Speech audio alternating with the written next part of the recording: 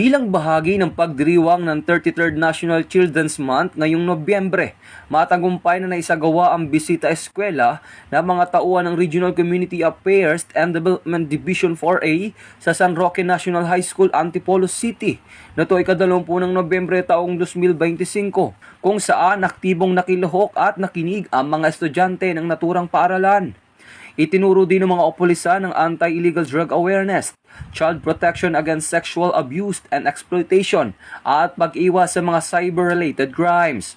Ang naturang aktibidad ay itinampok upang mas mapalakas ang kamalayan ng mga kabataan at maging gabay sa kanilang responsibilidad bilang mga mamamayan at maiwas sa anumang uri ng krimen.